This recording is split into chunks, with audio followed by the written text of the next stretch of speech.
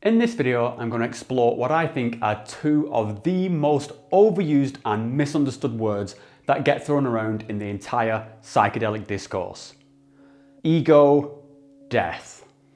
And I assure you up front that it's not my intention, but I'm probably going to piss a few people off here because some folks get very precious around this topic in some kind of quasi-religious manner.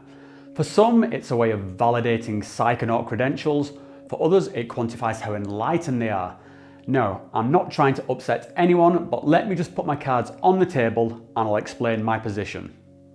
Ego death is not the be-all and end-all of psychedelic experience, and most people who are seeking ego death have no comprehension of what it is that they are actually looking to achieve or what the end result of that will realistically look like. And so they look to this perceived pinnacle of killing the ego as something to aspire to that will bring instant peace, happiness, and fulfillment. Further to this, it's my experience that those who broadcast their ego death experiences, usually as a qualifier of how enlightened they are, they tend to be among the most egotistical people you will ever encounter and throw around the word ego as an insult to those who they see as beneath them in the spiritual hierarchy. Your ego is preventing you from comprehending ideas originating on a higher spiritual frequency. I doubt you'll ever get there. Yeah, the irony in statements like this is pretty amazing. Now, I'm genuinely not looking to try and shit on anyone or their experiences, nor am I saying that ego death experiences don't exist or that they have zero value. Rather, I'm just trying to dispel some of the woo and misconceptions around the ego and the pursuit of ego death as the ultimate endgame of psychedelic experience. Now, possibly some of what I've just said will be triggering to a few people, and some of those are already ravenously clawing at their keyboard to tell me, "You don't know what the fuck you're talking about. You clearly have never experienced true ego death." And to those people, I say this: that emotional wave that's flushing through you, urging you to tell me how wrong I am, that is literally your ego, and it's feeling a teeny bit bruised. So maybe that ego death you thought of taking you to the next stage of human evolution, yeah, maybe you didn't really hit the spot. Just something to keep in mind. So if you're interested in a rational and hopefully entertaining explanation of these topics, then make yourself comfortable and let's talk about ego death.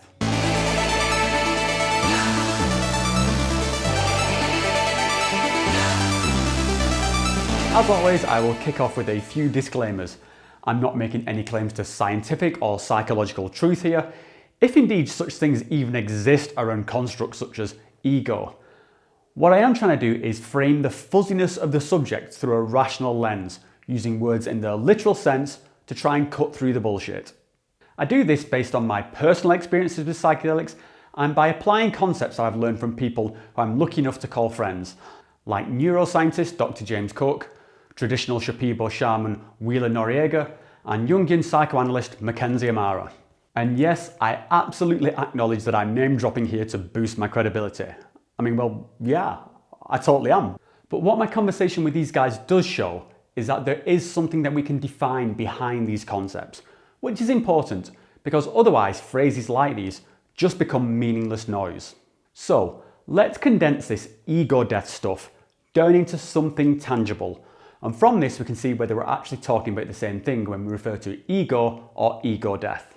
And yes, I will state just for the record that I have experienced ego death. And not to be flippant about it, but I simply view it as another experience, although certainly a very intense one. It's not something that validates or defines me, it's just an experience. And as with everything else that I talk about on this channel, I'm of the opinion that the experience itself means nothing on its own. In fact, it's next to useless unless you can do something with it, unless you can integrate it back into your life. Going to church doesn't make you spiritual. Taking psychedelics doesn't make you enlightened. And having an ego death doesn't mean you are free from your ego. All these things can certainly be stepping stones along the journey to those goals, but in no way are they the entirety of that journey, nor the goal itself. An experience is just an experience. The ego. So simply blind fetishizing ego death doesn't make a whole lot of sense. But before we go any further, it might be useful to define out what we actually mean when we talk about the ego. And to help with that, I'm going to bring in someone who is an expert on such concepts. My good friend and professional Jungian psychoanalyst in training from the International School of Analytic Psychology in Zurich, Mackenzie. So let's see what she has to say on this topic. Ego is the center point of all conscious self. So everything that one knows about oneself, the ego is the centering point. That can be seen from two ways. It's both the thing that you most identify with, it's like the hat that you most frequently wear, and the beam of light that you can use to shine like a tool at the other aspects of your consciousness. So I could take my ego and shine it on my relationship to mother, for example. Okay. So I use the ego in a kind of directed way through my own volition. One of the words that does need to be really clarified in kind of talking about these two worlds is the word consciousness. Because in the psychedelic world, we use the word consciousness as the fundamental underlying isness animating all of reality. Yeah. It is a universal base truth that is indefinable and ineffable and exists everywhere a priori perennially. And Jung would say, and interestingly so would some Advaita teachers like Nisargadatta, that consciousness is always only ever conscious of something. Okay. So consciousness is not a base fact. Consciousness is a subject of an object, or an object of a subject. Okay. That awareness is that there is an a priori something. Jung would call it the secret order. He also uses the word pleroma, which comes from Gnosticism. He uses the word self with a capital S a lot.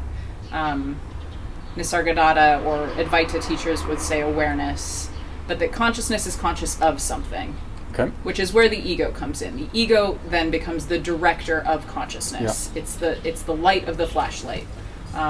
So the flashlight is consciousness, ego is the light. Where do I want to shine the light of my consciousness? And you can shine that on inner figures, i.e. on unconscious things, to kind of lift them up, which I think is what happens in the psychedelic space, is that your own inner shit or angels, like be them good things or bad things, get lifted up into the light of consciousness. You become aware of them. I like how Mackenzie describes the ego as a lens through which we filter awareness. And it drives home a very simple truth. That lens is always going to be there for as long as you are going to be alive. If you did not have that lens, then there would literally be no you. You would have no identity. In simple terms, your ego is the part of your psychological makeup that amalgamates all your wants and desires and incentivizes you to carry out those actions in service of those desires, even if the actions themselves are contrary to our overall goal, and more on that later. Everything from how we present ourselves, how we want others to perceive us, and how that influences the way we interact with people. This is all coming about as a function of the ego. An example here would be, let's say, someone who wants to be seen as a communicator of human experiences in a concise and rational way. Are we talking about me? Okay. And so let's say to fulfill that desire, this hypothetical person makes a YouTube channel to try and frame those ideas. And perhaps in doing so, they get a bit of attention, which is gratifying and encourages them to continue to make such videos. This is me, isn't it? So the ego in itself isn't inherently a bad thing. In our example, the desire to express oneself creatively isn't negative, nor is the desire to put one's thoughts out into the marketplace of ideas. So what's the problem with having an ego? Why is the word ego thrown around like an insult? And why are so many budding psychonauts in such a rush to kill their egos? Well, that's kind of my point. Having an ego isn't a bad thing. We all have one, whether we admit it or not, and it's a fucking good job that we do, because without it, none of us would likely be here to even talk about it. The problem with ego is that just like many parts of our human experience, it can get out of balance and start to look for gratification just for the sake of it. And it can prevent us from acknowledging things which might be true, simply because we aren't prepared to back down on a point that we've planted a psychological flag in. So back to our earlier example of the YouTuber. It's possible that they get so addicted to the gratification of YouTube that it actually overtakes the very thing that people liked in the first place. And I think we've all seen this with people who sell out or celebrities who disappear up their own arse. And yes, I'm sure I'm going to have my own moment of reckoning with this. It doesn't take much to overinflate someone's sense of ego. Personally, I don't think I'm quite there yet, but I certainly don't think I'm immune to it. Still, that doesn't stop people throwing the word ego at me anytime I say something they don't like. Check your ego, bro. Your ego is out of control. This kind of comeback or put down is pretty common in psychedelic discourse from those who view themselves as enlightened, and I find it particularly lazy. You know, if I'm having a disagreement with someone online, then, sure, it's completely possible that my ego is indeed out of control. But it's also equally possible that they're just a complete bell end. So, as we've discussed, we all have an ego. It's not necessarily a bad thing, but it can get out of control. And so the idea of cutting through those layers of bullshit that we believe about ourselves, yeah, it starts to sound appealing. And of course, this is something that psychedelics can certainly deliver, although not quite as often as the online discourse would indicate, and not quite with the simplistic results the New Age crowd would have us believe. Ego death. Ego and ego death are so completely overused and often misapplied phrases within the psychedelic community that there is actually an entire subreddit dedicated to taking the piss out of us. It's called Drug Circle Jerk, and to be honest, it's fucking hilarious. In this sub, ego death is mockingly referred to as eagle death, eagle death, or igloo death. Well, what can I say? It's childish as fuck, and for those of us who don't take ourselves too seriously, it's very funny. And as I've said many times on this channel, not taking yourself too seriously is actually a very good way of keeping yourselves grounded. It's no surprise that those people who are unable to laugh at themselves are usually the one with the biggest egos. So let's get into how people misapply ego death. The first is that people substitute ego death with being incredibly high. And this is particularly the case around DMT with its legendary breakthrough experiences into what feels like another dimension. And some people think there is no difference between ego death and a psychedelic breakthrough. Those people are completely wrong. You can absolutely experience a fully featured alternate reality with crystal pyramids and alien entities and still 100% feel like you. This is something Terence McKenna often talked about. One of the things about DMT that's really puzzling is, in a sense, it doesn't affect your mind. In other words, you don't change. DMT doesn't lay a hand on the judgmental machinery. You break through into that space exactly who you were before breaking through. Now, that's not to say that you cannot have an ego death experience on DMT. I definitely think that you can. But the experience itself is so rapid that you can't really compare it to what is possible on other psychedelics. You don't really get any time to comprehend what's happening.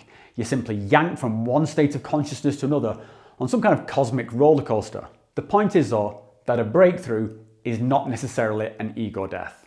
There's also some confusion around ego death meaning a bad trip, or that just because you had a vision of dying, you experienced ego death. Again, this is not necessarily correct. You can absolutely have awful visions of torture and your own death without that leading to an actual state of ego death. So what is an ego death? It's a state where the construct of you ceases to exist, but consciousness continues to experience itself. Using myself as an example, Rob is no longer there as a concept. It's just experience in its purest form. Now that might sound quite nice and desirable, but it can also be incredibly destabilizing. We basically talked about the rug being pulled out from underneath everything that makes you, you. When you experience it, it isn't you. It isn't Rob.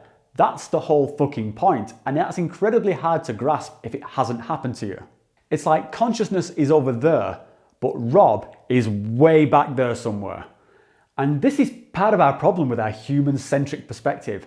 And you see this a lot in like religious circles. For example, when Christians talk about death, as in actual death, and then they like ascend to heaven, they tend to imagine it as their earthly identities in some kind of paradise. Likewise, when we tend to imagine ego death, we think of some kind of state of bliss and fulfillment, but we're doing that through the lens of us experiencing it.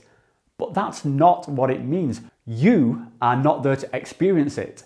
And it takes you to come back into your identity, back into your ego, in order to be able to do any kind of processing on what the fuck just happened.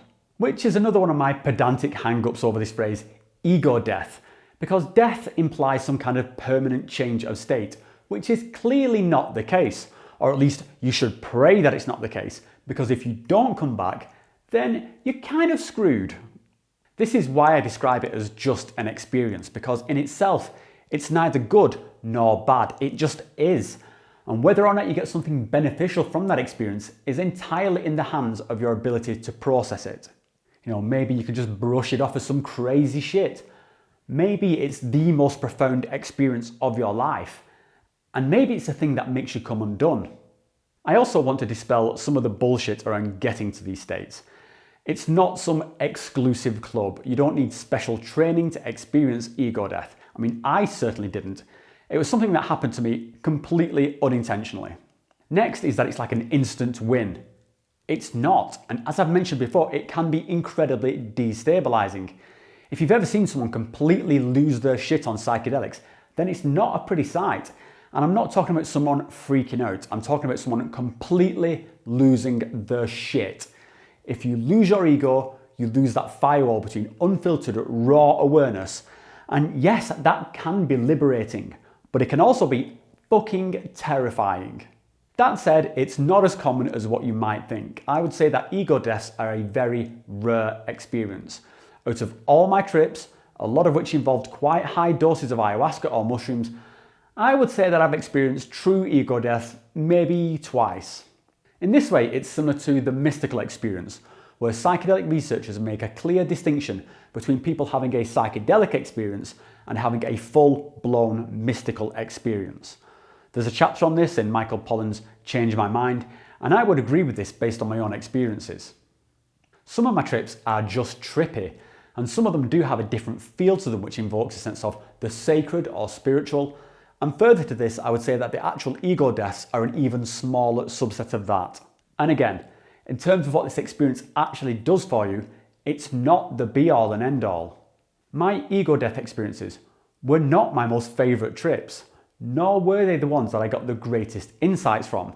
So I really want to make the case that this is not something to get hung up on. It's like skydiving. You can do it and get something out of it. You can do it and absolutely fucking hate it. For some people, it will have more significance than others, but for those who have never skydived, well, I mean, it's not like you've really missed out. It's not a quintessential part of being human. It's just an experience. Closing comments. So, how to wrap all this up? To those who are craving this ego death experience, I'd advise you to really think about what it is that you're looking for. In most cases, it's some form of peace and happiness. And if that is achievable while you're in this bodily form, then it's going to happen through the filter of your identity, through your ego.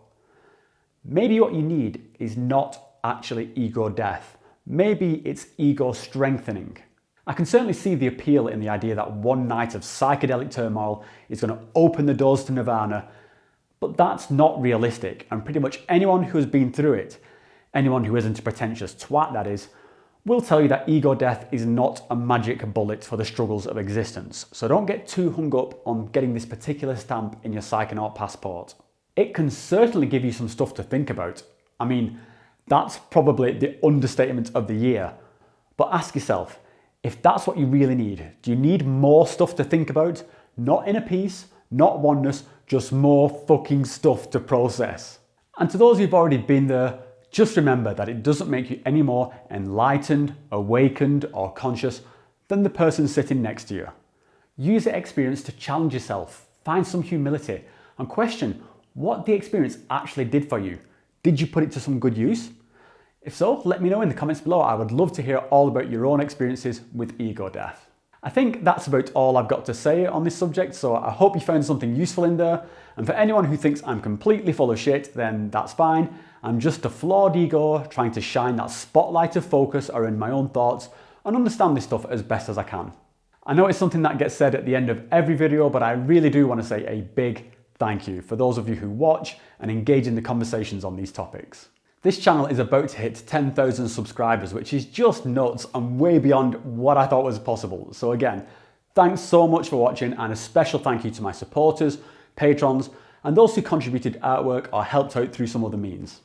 And if what I'm doing here resonates with you, then like, subscribe, share it with like-minded folks, or use it to annoy that guy you know who took mushrooms once and now thinks they know the meaning of the universe. So that's it, stay safe, stay grounded, and I'll see you next time.